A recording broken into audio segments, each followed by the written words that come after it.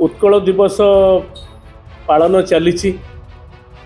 ओडिशार इतिहास ऐतिह्य को लेकर आमे गर्व करुचु जे ओडिया अस्मिता बंची रहू सम्मानर सहित रहू एवं ओडिशा प्राचुर्य भरा होकर रहू एवं ओडिया अस्मिता कहीकि जो सरकार बीजेपी सरकार ओडिशा को आसी से किभली भाव में ओडिशार ऐतिह्य ओडिशार संस्कृति एवं ओडिशार संपत्ति को किभली भाव में बढ़ाऊँ ना कमाऊँ तार उदाहरण उत्कल दिवस ही आरंभ होइछि। आज भारत सरकार जो निष्पत्ति नहीं रेलवाई क्षेत्र में आम समस्त प्रत्येक ओडिया अत्यंत दुख एवं दुर्भाग्यजनक विषय।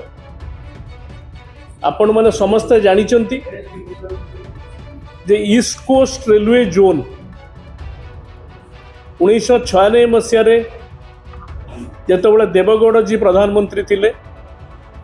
से समय निष्पत्ति ग्रहण करा जायतिला एवं भुवनेश्वर रे तार हेड ऑफिस होइतिला। से दिनर कथा मध्य आज मन पड़ जाउची। माननीय प्रधानमंत्री देवगौड़ जी आस्तिले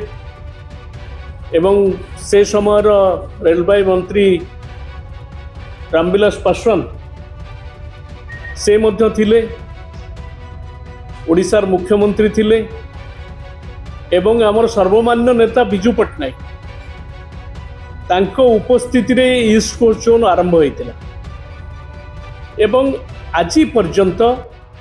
ईस्ट कोस्ट जोन गठन हवा दिनु आज पर्यंत सबुठु अधिका रेवेन्यू भारत सरकार जदि कौन जोन 19 जोन बोध अच्छी रेलवे जोन ता भर सबुठु अधिका रेवेन्यू दौच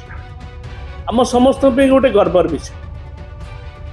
किंतु ईस्ट कोस्ट जोन को पंगु करने गोटे विधिबद्ध चक्रांत गत किछि दिन धरी कहबेनी किछि वर्ष धरी चली एवं से चक्रांत को विरोध मध्य ओडिशा मुख्यमंत्री थिबा बेले मध्य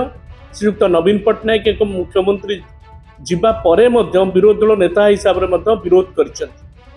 जे किभली भाव में आर परिसीमा सीमा को संकुचित करा न जाऊ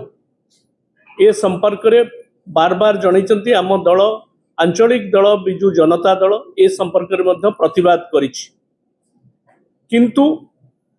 से प्रतिवाद करिथिबा सत्वे मध्य भारत सरकार से दिगरे कौन पदक्षेप नहीं नांती।